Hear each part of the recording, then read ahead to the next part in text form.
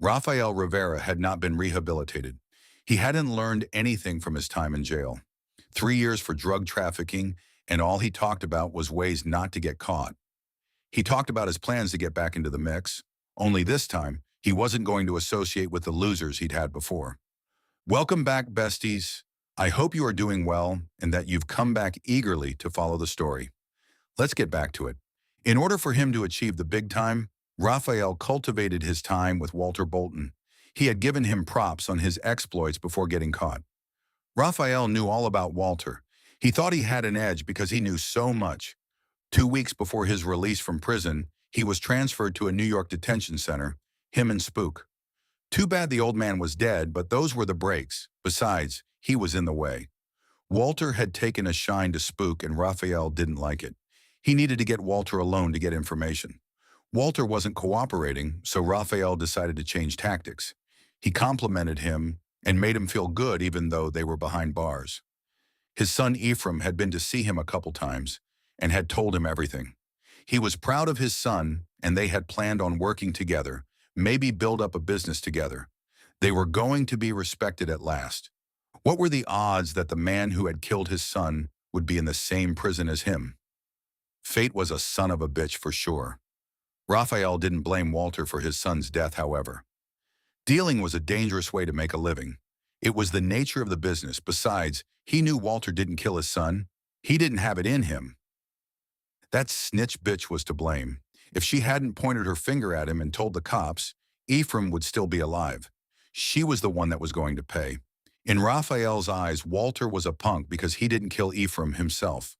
What kind of man was he who didn't handle his own business? That wasn't the way to get respect. Now, if it were up to him, he would have pulled the trigger himself. Look at Walter now. That's what happens when you hire someone to do your dirty work for you. You become a punk that gets caught. After dropping Doreen off, Earl drove back home and briefly went in to make a call. When he came out, he clasped hands with his wife and suggested they walk the 2 blocks to Lindora and Kevin's house. As they walked, he could feel Emma relaxing. And the closer they got to the house, the more she smiled. "Love, how much does Lindora know about your nightmares?" Earl asked. "I didn't tell her. I didn't want her to worry about me. Since her pregnancy, she's become a worrywart and obsesses about everything." She linked their fingers and drew closer to him. "Just like you. You worry about me too.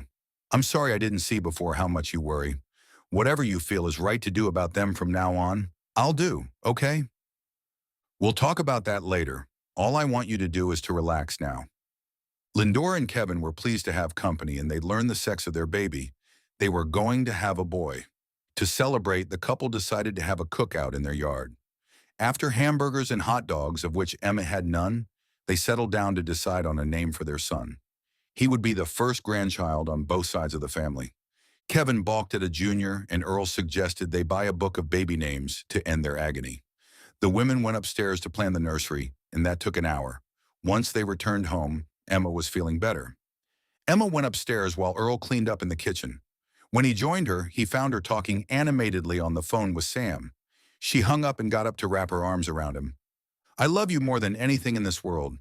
I want to thank you for tonight. I really needed to think about something else." "I love you too, darling, but I'd really like it if you ate something. Jared said that you should try. You didn't eat anything at Lindora's. Isn't there anything you want?" Emma smiled widely at him and hugged him tighter. "I want you. You already have me. What do you want to eat?" "Maybe a cup of tea and a few crackers. If I can keep that down, then I'll have a full breakfast in the morning." Earl rushed to make the tea. He found some crackers in the cabinet and hurried back up. Emma reclined against him as she gingerly chewed on the crackers and sipped the tea. 20 minutes later, she sighed. She felt relieved. The tea and crackers stayed down. She looked up at her husband and saw how tired he was. She pulled the light sheet up over them and rested so he could rest. Earl closed his eyes and tried to sleep. He had meant to touch base with Paul about the disturbing notes he'd been getting, but hadn't gotten a chance. He needed to get to the bottom of it soon, and he was going to need his partner's help. He swallowed the last of his beer and tossed the can in the general direction of the wastebasket in his small kitchen. He had earned enough money to rent a small furnished studio apartment. It was pest-free and clean, His landlord was Hispanic like himself, and they got along. Business was business, however, so on the 3rd of every month, he wanted his money. He was getting restless with the small-time stuff he was doing for the pizzeria. He knew that Walter wouldn't open doors for him completely, and he probably had his reasons for throwing him the scraps that he did. But whatever they were, Raphael wanted to be careful that nothing negative went back to Walter. He had given him that contact, and he didn't want to mess it up. Besides, you never know when being at the right place at the right time will come in handy. In this business, it was dog eat dog, and Raphael wanted to be the dog that did the eating. So he bided his time and planned his agenda. He was working on getting a job at his old school in Brooklyn, and if it panned out, he would be able to exact his revenge. Ephraim was going to rest easy very soon. It seemed fitting to do it there. All his demons would be put to rest there. Maribel would finally go away for good. It was there she had done her evil deed. In the Lyceum. The nuns were none the wiser. Maribel had made him do unspeakable things with her. He was only 12 years old and a little on the small side. She was older, almost 17, and she was the babysitter for the weekend. His parents had gone out of town to see his grandmother. They didn't take him because she was dying. His mother had trusted Maribel to watch him, but his mother had been wrong. She had laughed when he cried, and she called him a baby. She told him that real men did those things, and that she was showing him how to be a man. He'd lost his innocence that summer, and he would never, ever forget. He kept thinking about the opportunity he'd lost when his son died, the chance to finally make the big score. That smart aleck bitch had snatched it right from under them. Ephraim had been excited to work with him, and they had fantasized about the father and son angle, how they would be feared and respected. Now, it was never going to happen. Rage rose like bile in his throat, and he threw a pillow from off the couch across the room. Then he laughed.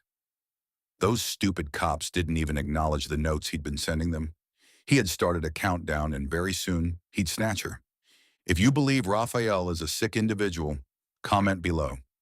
Earl awoke to the tantalizing aroma of bacon. That told him Emma was feeling better, and he was enormously pleased. Quickly brushing his teeth, he padded down the stairs. He found her humming softly to herself as she arranged plates on a large tray. Breakfast in bed would be nice, but he was already downstairs.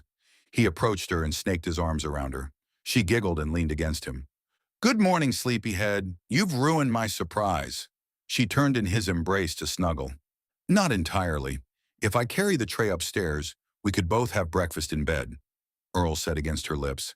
"Detective, I like the way you think. There isn't enough room for more plates, but if I add more food on yours, we could share," Emma said. "Why don't you fix 2 trays? You've got all my favorites here, and I am ravenous. We could eat upstairs on that fancy little setup you've insisted is just for ambience. I can't understand why we haven't used it yet." "Okay," she agreed and set to work. Minutes later, they sat across from each other to eat. Earl ate with gusto and Emma gingerly, waiting to see if her stomach was going to object. When she reached for the coffee pot for yet another cup of coffee, Earl got to it first. "I really don't think you should drink anymore," was all he said. Emma frowned and nodded her head. "Fine. What are we doing today?" "Just when he isn't looking, I'll get that 3rd cup," she thought. "I thought that we could plan our trip to Massachusetts. We could leave any time we want. Paul and I have been taken off department duty to concentrate on the affected program. When we return from New England, we are to channel our energies on getting it implemented here in this state. You know, the more I think about it, the more excited I become. This is a chance to get at these young people early enough so that they don't fall for the false hype drugs and violence portray." Emma nodded her agreement. If this program is going to make a change, getting at these kids at the crucial moment in their lives would certainly be the place to start. Somehow, just say no isn't working anymore. I like this idea too. After breakfast, they gathered the trays and took them downstairs. "We could get together with Paul and Tina later and see what they are doing, and maybe coordinate with them when we leave," Emma said while pouring her 3rd cup of coffee. "Great idea," Earl said as he took the cup from her just as it reached her lips. She watched him pour it and the remainder of the pot in the sink. "Detective, sometimes I just don't like you." Emma folded her arms across her chest and glared at him. "Thought you fooled me, didn't you, Professor? I knew you were plotting upstairs. No more coffee for you today." An hour later, they were parking in the driveway behind Paul's car. Before they could get out of the car, the door opened, and Paul's wife waved at them. One of her sons pushed past her to launch his little body at Earl. "Hey, Uncle Earl, we're going on vacation," the 7-year-old boy called out. Tina came and rescued Earl by unwrapping the boy from around his leg. "Sorry about that. Jason has been on cloud 9 since Paul told him that we would be going to New England." She turned to Emma. "Hello, Emma. Why don't you guys come in before the whole neighborhood knows of our plans?" Emma loved the homey feeling she got at the Derricks' home. Tina had a flair for decorating, and Emma told her so. She and Tina had become great friends and even enjoyed dinner with Lindora at their favorite restaurant. Their husbands were partners, and now they were friends. Paul came down tucking in his shirt. The men clasped hands, and Paul placed a kiss on Emma's cheek. "Emma, you're looking fantastic as usual. School's finally over?" Paul asked her. "Yes, as of last Monday. I just have to file my grades and won't have to see the place till late August." Jason had disappeared and re-emerged with his younger brother, Todd. He was 4 years old and the spitting image of his mother, while Jason favored his dad. As soon as Tina had the boys and Sam settled in the basement to play video games, she joined the adults in the living room. She found them looking over brochures on the sights of New England. Emma passed her one, and she scanned it. "Are any of these places in this actual city we'll be staying in?" Leave it to Tina to ask proximity questions. Being a mother having to travel with children meant that you have to plan bathroom stops and food stops, and most probably stops just to get a little quiet time in. "Don't worry, Tina. I've got plenty of handheld games to keep the boys and Sam occupied," Emma assured her. "And it is only a 3.5-hour trip, so we could either eat before we leave or pack a lunch. And those places are close enough to the hotel we're staying at." "Oh, Sam is coming too. Jason will be thrilled." Tina lowered her voice and smiled. "Our Jason has a huge crush on Samantha, and as a matter of fact, both the boys are smitten." "Oh no, you know what this means, don't you? They usually show off to impress me. Now they will be tripping all over themselves to impress her," Earl stated, and Paul chuckled. "It'll be fine, I'm sure. Most of the activities I've circled are for the kids' benefit, but it'll be to our advantage that they are still so young. Their bedtime is between 7 and 8:30. We could plan late dinners to unwind and stuff at the hotel," Emma told them. Once they all agreed on what they would be doing, and once their obligation at the Worcester Police Department was through, they agreed to be packed and ready to leave the following day, which was Tuesday. On the drive back, Earl and Emma talked animatedly about their trip. Emma called Matt on her cell phone to let him know that they were on their way to pick up Sam. He told her that she'd be ready and asked to make a side trip to the college to file her grades. Sam was happy to see her mother and asked a million questions about her scary dreams. While she helped her gather some of her handheld games, the men talked. "Everything squared away?" Matt asked Earl. He was totally convinced that Emma was mental, easy on the eyes, but a real head case. "We had gone to a barbecue for my cousin's birthday, and when the party broke up, we had an impromptu adult party. Emma had too much to drink and suffered alcohol poisoning. We didn't know that she had a low tolerance to alcohol, but it is all straightened out now." "Did she tell you that we were taking a small trip out of town?" "Yes, she did mention it. So where are you going?" "I had spoken with Sam's teacher about tests and stuff, and she told me that they wouldn't start until the following week. We'll be leaving in the morning. We hope to be back by the weekend. My partner and his wife are going too, so Sam will have company." Mac had a smirk on his face. To get back to the subject of alcohol, Emma never really indulged, and very rarely. "I remember one time we had gone out and she got a little carried away. The result is very interesting, if you know what I mean," he stated, wriggling his eyebrows. Earl nodded and changed the subject. He hoped Emma and Sam were ready. As much as he wanted an amicable relationship with Emma's ex, he wasn't ever going to discuss his and Emma's personal business with him. The drive home was noisy, with Sam talking a mile a minute about their trip. She wanted to take pictures and go to the beach. That was her new thing. The beach held a fascination for her, and Emma couldn't figure out what it was about the beach, but they've been going and just watching the water until it was warm enough to get into it. When they got home, Sam insisted on packing, so Emma went with her up to her room to select clothing and several bathing suits. And Emma told her that they would be staying at a hotel with a pool. After she had packed all that she was going to take with her, she asked if she could go to her friend Rudy's house. Sam reminded her mother that she was invited to have dinner over there. Emma walked her over and spoke with Rudy's mother, and even agreed that Sam could spend the night. She had to get her nightie and doll and kiss her daddy Earl goodnight. The house was suddenly quiet and Emma didn't like it. Earl was out on the deck fiddling with the grill, and he had mentioned that he wanted to grill some steak. He was whistling when she joined him. The table was set, and he was just putting finishing touches on the meat. He indicated that she should sit and enjoy. "What is it about a man and his grill?" she asked with a teasing smile on her face. Earl gave her his signature, sexy megawatt smile in return. "I suppose it goes back to when man had to go out to hunt for food and cooking it on an open fire. It's a primal thing." Emma let his explanation go and tucked into her dinner with gusto. Her appetite had returned and Earl was glad. Maybe this little mini vacation was what they both needed. He had watched how animated she was when she and Tina were talking about the trip. Maybe getting away will ease her mind a little and give her some peace and a few nights without dreams, he hoped.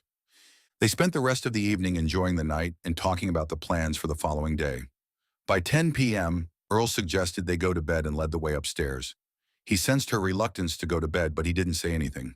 Maybe any mention of her dreams could trigger one. "Just one dreamless night, Lord," he prayed. Raphael watched as the lights went out one by one in the Solano home. He planned to snatch her soon, maybe the little girl too, just for spite. He would show her that he was the man, and the cop would know how it felt to lose someone he loved. Never mind that he was never close to Ephraim, it was the principle of the thing. They had only gotten close the last few years. He had been in and out of jail for this and that throughout his son's formative years. His wife finally divorced him when it got too much for her. He was going to do it very soon. He knew her cop husband worked regular hours and that he'd been coming home after 6 in the evening. School was out, so Emma was home all the time. The little girl has been staying with them more, so she would be easy to snatch too.